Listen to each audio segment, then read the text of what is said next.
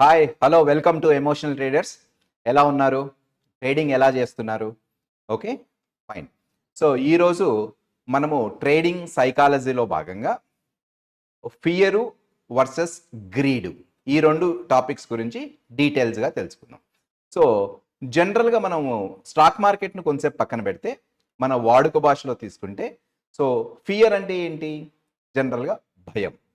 Okay, so అదేవిధంగా greed అంటే ఏంటి? గ్రీడ్ అంటే జనరల్గా ఆశ లేదంటే అత్యాశ, వీటిని మనము గ్రీడ్ అని అంటాం. ఓకే, సో ఇవి మనము స్టాక్ మార్కెట్ కాకుండా నార్మల్ లైఫ్ స్టైల్లో మనం చేసుకున్నటువంటివి. ఇప్పుడు ఇదే విషయాన్ని మనము జనరల్గా ఫియర్ అంటే ఏంటి?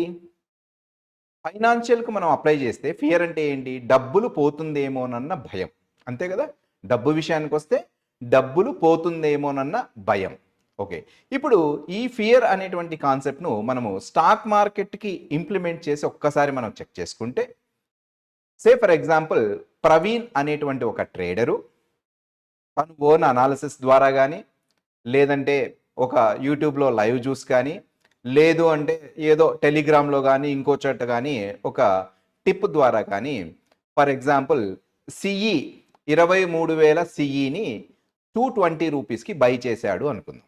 ఓకే, సో 220 రూపీస్ని బై చేస్తే అనాలిసిస్ ప్రకారం కానీ టిప్ ప్రకారం కానీ అది 220 rupees by, 200 rupees stop loss, 300 rupees target అని మనం అనుకుందాం. అంటే 220 నుంచి 300 వరకు టార్గెట్ అని అనుకుంటే జనరల్గా ఏమవుతుంది? సో ఎప్పుడైతే ఎంట్రీ తీసుకున్న తర్వాత 220 నుంచి 230 రాగానే అంటే డబ్బులు అనేటువంటిది ఇక్కడ ప్రాఫిట్ వస్తూ ఉంది. 10 రూపీస్ ప్రాఫిట్ వచ్చింది. జనరల్గా డబ్బులు 10 రూపీస్ పెరగగానే ఈ ప్రవీణ్కు ఫియర్ అనేటువంటి స్టార్ట్ అవుతూ ఉంది. జనరల్గా డబ్బులు పోతుంది అన్న ఫియర్ ఉండాలి, కానీ స్టాక్ మార్కెట్కి వస్తే డబ్బులు వచ్చేటప్పుడు ఫియర్ వస్తూ ఉంది. అంటే వచ్చిన డబ్బులు పోతుందేమోనన్న భయం.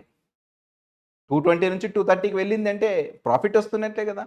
ఇంకా కొంచెం వెయిట్ చేస్తే అది 240, 250, 300కు రీచ్ అవుతుంది. అది మన అనాలిసిస్ చెప్తాంది. కానీ ప్రవీణ్ అనేటువంటి ట్రేడరు భయం అనేటువంటి ఒక ఫ్యాక్టర్ ద్వారా 230కో 240కో బయటకు వస్తాడు. కానీ ఆ యూట్యూబర్ కానీ ఆ ఎవరైతే టిప్స్ ఇచ్చారో వాళ్ళు కానీ పెద్ద పెద్ద ర్యాకెట్ సింబల్ వేసి 220 నుంచి 300 రూపీస్కి వెళ్ళింది అని ఒక పెద్ద అడ్వర్టైజ్మెంట్ చేసుకుంటారు. స్టాక్ అయితే వెళ్ళింది, ఐ మీన్ సిఈ స్ట్రిప్ అయితే 220 నుంచి 300 వరకు వెళ్ళింది. కానీ అందులో ప్రవీణ్ ఎక్కడున్నాడు? ప్రవీణ్ 230కే బయటకు వచ్చాడు. ఇంకో సుబ్బారావు 235కే బయటకు వచ్చాడు. 80 రూపీస్ మూమెంట్ ఉన్నప్పటికీ కూడాను 20 రూపీసు, 15 రూపీసు, 10 రూపీస్కే బయటికి వస్తున్నాడు. ఇక్కడ భయం అనేటువంటి ఒక కారణం చేత. యాక్చువల్గా డబ్బులు వచ్చేటప్పుడు ఆశ ఉండాలి, కానీ డబ్బులు వచ్చేటప్పుడు భయం అనేటువంటిది ఆపోజిట్గా ఉంటుంది స్టాక్ మార్కెట్లో. ఓకే, అదేవిధంగా గ్రీడ్ అనేటువంటిది ఒకటి తీసుకుందాం. సో గ్రీడ్ అనేటువంటిది తీసుకుంటే అంటే ఆశ. నార్మల్ లైఫ్ స్టైల్లో ఆశ అనేది ఎలా ఉంటుంది? డబ్బులు సంపాదించేటప్పుడు ఇంకా సంపాదించాలి, ఇంకా ఎక్కువ రావాలి అనేటువంటి ఒక ఆశ ఉంటుంది. కానీ స్టాక్ మార్కెట్లో ఇదే స్టాక్ మార్కెట్లో నవీన్ అనేటువంటి అతను పిఈ స్ట్రైక్ను తీసుకున్నాడు, 180 రూపాయలకు బై చేశాడు అనుకుందాం. సో 180 రూపాయలకు బై చేసినటువంటి ప్రవీణ్ 160 రూపాయలకు స్టాప్ లాసు, 250 రూపీస్ టార్గెట్ అని మనం అనుకుందాం. సో 180కి ఎంట్రీ తీసుకున్నాడు, 160 రూపీస్ అనేటువంటిది స్టాప్ లాసు. కానీ ఎప్పుడైతే పిఈ 160కి వస్తుందో ఓకే, అక్కడ ఈ నవీన్ అనేటువంటి వాడు స్టాప్ లాస్ను బుక్ చేయడు.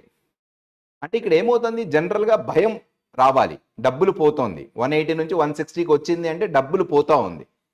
నార్మల్ లైఫ్లో అయితే భయం రావాలి, కానీ నవీన్కు ఇక్కడ ఆశ పుడుతుంది. ఏం ఆశ పుడుతుంది? 160 రూపీస్ ఉన్నటువంటి స్టాకు మళ్ళీ 180కి పోకపోతుందా, రికవర్ కాకపోతుందా అనేటువంటి ఒక ఆశ పుడుతుంది. అంటే భయం ఉండాల్సిన చోట ఆశ ఉంటా ఉంది. సో ఈ విధంగా స్టాక్ మార్కెట్లో కంప్లీట్ రివర్స్లో చేసుకోవడం వల్ల 90% ఆఫ్ ద స్టాక్ మార్కెట్లో పీపుల్ అనేటువంటి వాళ్ళు ఫెయిల్ అవుతున్నారు. సో ఇప్పుడు మీకు అర్థమైందా ఏంటి ప్రాబ్లము? మనం ఈ వీడియోలో ప్రాబ్లం ఏంటి ఐడెంటిఫై చేసుకున్నాము? నవీన్కి కానీ ప్రవీణ్కి కానీ స్టాప్ లాస్ వచ్చిన చోట స్టాప్ లాస్ తీసుకోకుండా బ్లైండ్గా వెయిట్ చేయడము, ప్రాఫిట్ వచ్చేటప్పుడు హోల్డ్ చేయకుండా ఇమీడియట్గా బయటికి రావడము. ఇది నవీను అండ్ ప్రవీణ్ యొక్క ప్రాబ్లమ్స్. సో మీరు కూడా ఇలాంటి ప్రాబ్లమ్స్ ఫేస్ చేస్తూ ఉంటే కామెంట్ సెక్షన్లో కామెంట్ చేయండి. దీని గురించి మనం డిస్కస్ చేద్దాం. ఇక ఓకే సార్, ప్రాబ్లం అయితే బాగుంది, ఇది ప్రాబ్లమ్. సొల్యూషన్ ఏంటి దీనికి? సో దీనికి సొల్యూషన్ ఏంటి అంటే కంపల్సరిగా ఒక రూల్స్ ఫ్రేమ్ చేసుకొని ఆ రూల్స్ను ఫాలో కావాలి. సార్ ప్రతి ఒక్కరూ ఇదే చెప్తున్నారు, ఇది ప్రాక్టికల్గా పాసిబుల్ కావట్లేదు అనేటువంటిది మీ ఆన్సర్. Okay, fine. సో దీని గురించి ఆన్సర్ డిస్కస్ చేసే ముందు నేను ఒక క్వశ్చన్ అడుగుతాను మిమ్మల్ని. అసలు మీరు స్టాక్ మార్కెట్లోకి ఎందుకు వచ్చారు? అసలు ట్రేడింగ్లోకి మీరు ఎందుకు వచ్చారు? మీరు ఎందుకు ట్రేడింగ్ చేస్తున్నారు? ఆన్సర్ డబ్బు కోసం. డబ్బు రావాలి, మనీ కావాలి. ఏదో పర్సనల్ నీడ్స్ ఉన్నాయి, ఆ పర్సనల్ నీడ్స్ని ఫుల్ఫిల్ చేసుకోవడం కోసం మనీ కావాలి. ఆ మనీ సంపాదించడం కోసం స్టాక్ మార్కెట్లోకి వచ్చాము. ఎవరైనా అంతే. కానీ నేను ఇక్కడ చెప్పేటువంటి స్టేట్మెంట్ చాలా క్లియర్ స్టేట్మెంట్ ఇస్తున్నాను. ఎవరైతే డబ్బు సంపాదించడానికి స్టాక్ మార్కెట్లోకి వస్తారో వాళ్ళు ఎట్టి పరిస్థితుల్లో మనీ సంపాదించలేరు. నా స్టేట్మెంట్ని నేను మళ్ళీ రిపీట్ చేస్తున్నాను. ఎవరైతే డబ్బు సంపాదించడం కోసం స్టాక్ మార్కెట్లోకి వస్తారో వాళ్ళు ఎట్టి పరిస్థితుల్లో స్టాక్ మార్కెట్లో సక్సెస్ కాలేరు. అదేంటి సార్, ఎవరైనా స్టాక్ మార్కెట్లోకి డబ్బు సంపాదించుకోవడానికే కదా, ఏం చెట్టుతలు కొట్టేదానికి వచ్చారా మీరేమన్నా అని మీరు అనుకోవచ్చు.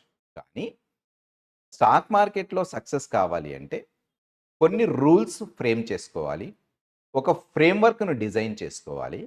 ఆ ఫ్రేమ్వర్క్లో ఒక ప్రాసెస్ ఉండాలి. మీరు ఎప్పుడైతే ఆ ప్రాసెస్ను ఫాలో అవుతూ ఉంటారో, ఒక ప్రాసెస్ను డిరైవ్ చేసుకొని ఆ ప్రాసెస్ని ఎప్పుడైతే మీరు ఫాలో అవుతుంటారో అలా ప్రాసెస్ ఫాలో అయ్యే వాళ్ళకు బై ప్రోడక్ట్గా మనీ వస్తుంది, బై ప్రోడక్ట్గా ప్రాఫిట్స్ వస్తాయి. అంతేగాని ప్రాఫిట్స్ కోసమే స్టాక్ మార్కెట్లోకి వచ్చిన వాళ్ళ యొక్క మైండ్ సెట్ వేరే విధంగా ఉంటుంది. ఎవరైతే ప్రాసెస్ ఫాలో అవుతుంటారో వాళ్ళ యొక్క మైండ్ సెట్ వేరే విధంగా ఉంటుంది. ఓకే, సో కాబట్టి నేను చెప్పేది ఏంటి, సొల్యూషన్ ఏంటంటే మనం కంపల్సరీగా ఒక ఫ్రేమ్వర్క్ సెట్ చేసుకొని ఆ ఫ్రేమ్వర్క్ను మాత్రమే ఫాలో అవ్వాలి. ఎప్పుడైతే ఆ ఫ్రేమ్వర్క్ను మాత్రమే ఫాలో అవుతామో అప్పుడు బై ప్రోడక్ట్గా మనకు మనీ అనేటువంటిది వస్తుంది. సరే సార్, చాలా బాగుంది, ఆ ఫ్రేమ్వర్క్ ఏంటో చెప్పండి, ఆ ఫ్రేమ్వర్క్ని ఎలా డిజైన్ చేసుకోవాలో చెప్పండి అంటే, ఈ ఫ్రేమ్వర్క్ అనేటువంటిది ఏదో మనం యూట్యూబ్లో చెప్తేనో లేదంటే ఏదైనా ఒక నోట్స్ ఇస్తేనో ఒక పీడిఎఫ్ ఇస్తేనో వచ్చేటువంటిది కాదు. ఇది ప్రాక్టికల్గా ఎక్స్పీరియన్స్ చేయాలి అంటే ఈ ఫ్రేమ్వర్క్ అనేటువంటిది ప్రతి ట్రేడర్కు డిఫరెంట్గా ఉంటుంది. ఎందుకంటే ఒక ట్రేడర్ జాబ్ చేసే ట్రేడర్ ఉంటాడు, ఒక ట్రేడర్ ఫుల్ టైం ట్రేడర్ ఉంటారు, ఒక ట్రేడర్ ఒక హౌస్ వైఫ్ అయి ఉంటుంది, ఒక ట్రేడర్ ఒక రిటైర్డ్ పర్సన్ అయి ఉంటాడు. సో వీళ్ళందరికీ కూడాను ఫ్రేమ్వర్క్స్ అనేటువంటిది సపరేట్గా ఉంటాయి. అందరికీ కలిపి కామన్ ఫ్రేమ్వర్క్ ఉండదు. సో కాబట్టి మీరు స్టాక్ మార్కెట్లో ఒక ఫ్రేమ్వర్క్ని డిజైన్ చేసుకొని దాని ప్రకారం ప్రాసెస్ ఫాలో అయితే అప్పుడు మాత్రమే మీరు సక్సెస్ఫుల్ ట్రేడర్ కాగలుగుతారు. సో కాబట్టి ఇలా చేసుకోవాలంటే మిమ్మల్ని మీరు అర్థం చేసుకోవాలి ఫైనాన్షియల్గా. సో కాబట్టి మిమ్మల్ని మీరు ఎప్పుడైతే అర్థం చేసుకొని ఫైనాన్షియల్గా ఒక ఫ్రేమ్వర్క్ను డిజైన్ చేసుకుంటారో అప్పుడు మాత్రమే స్టాక్ మార్కెట్లో సక్సెస్ అవుతారు. సో దీని గురించి నేను డీటెయిల్డ్గా కమింగ్ వీడియోస్లో ఎక్స్ప్లెయిన్ చేస్తాను. ఎలా చేసుకోవాలి, టెస్ట్ అనేటువంటిది ఎలా కండక్ట్ చేసుకోవాలి అనేటువంటిది నేను డెఫినెట్గా మీకు డీటెయిల్డ్గా ఎక్స్ప్లెయిన్ చేస్తాను. నేను హైదరాబాద్లో ఫిజికల్ ఆఫీస్ ఓపెన్ చేశాను విత్ 20 సీటింగ్ కెపాసిటీ. మీరు ఎవరైనా నన్ను హైదరాబాద్ ఆఫీస్లో కలవాలి అనుకుంటే సో నా వాట్సాప్ నెంబరు ఇక్కడ స్క్రీన్ మీద వస్తూ ఉంది, లేదంటే డిస్క్రిప్షన్లో కూడా వాట్సాప్ నెంబర్ ఉంది. మీరు ఒకసారి నాకు వాట్సాప్ చేసి నా అపాయింట్మెంట్ తీసుకొని హైదరాబాద్ ఆఫీస్లో మీరు నన్ను కలవచ్చు. ఇదొక పాయింట్. సో నెక్స్ట్ వీడియోలో మనం సబ్జెక్టుతోనూ అదేవిధంగా మోర్ సైకాలజీ కాన్సెప్ట్స్తోనూ మనం డిస్కస్ చేసుకుందాము. సో కాబట్టి నెక్స్ట్ వీడియోలో కలుసుకుందాము. సో మీకు ఈ వీడియో నచ్చినట్లయితే సో ఈ వీడియోను లైక్ చేయండి, మీ ఫ్రెండ్స్కు షేర్ చేయండి, సబ్స్క్రైబ్ కూడా చేయండి. ఎందుకంటే మనం కమింగ్ డేస్లో మంచి వీడియోస్తో రాబోతున్నాము. ఓకే, సో ఎవరైతే స్టాక్ మార్కెట్లో ప్రాబ్లమ్స్ ఫేస్ చేస్తున్నారో మనం ఆ ప్రాబ్లమ్స్ అన్నింటినీ ఐడెంటిఫై చేసుకొని వాటికి ఒక రూట్ కాజ్, ఎక్కడ రూట్ కాజ్ ఉంది అనేటువంటిది ఐడెంటిఫై చేసుకొని దాన్ని ఎలా సాల్వ్ చేయాలి అనేటువంటిది మనం ఒకసారి డిస్కస్ చేద్దాం. సో ఎందుకంటే ఇప్పుడు మీరు మార్చ్ మంత్ తీసుకుంటే ఈ మార్చ్ మంత్ మార్కెట్ చాలా వాలటైల్గా ఉంది. కానీ మార్చ్ మంత్లో ఆల్మోస్ట్ 4 వీక్స్ నేను ప్రాఫిట్లోనే ఉన్నాను. ఇక్కడ ఏంటి, ప్రాఫిట్లో ఉన్నానంటే నాకేదో మీకు తెలియని స్ట్రాటజీస్, కొత్త స్ట్రాటజీస్ తెలుసని, ఆ కొత్త స్ట్రాటజీస్ వల్లే నేను ప్రాఫిట్లో ఉన్నాను అనుకోవడం తప్పు. నాకు తెలిసిన స్ట్రాటజీస్ మీకు తెలుసు, కానీ కేవలం మైండ్ సెట్ వల్ల, కేవలం ఫ్రేమ్వర్క్ వల్ల, ఓకే, సో కేవలం ఎమోషన్స్ని కంట్రోల్ చేసుకోవడం వల్ల మాత్రమే ఇంత వాలటైల్ మంత్లో కూడా నేను ప్రాఫిట్లో ఉన్నాను. So thank you very much. మనం నెక్స్ట్ వీడియోలో కలుసుకుందాం. Until then take care, bye bye.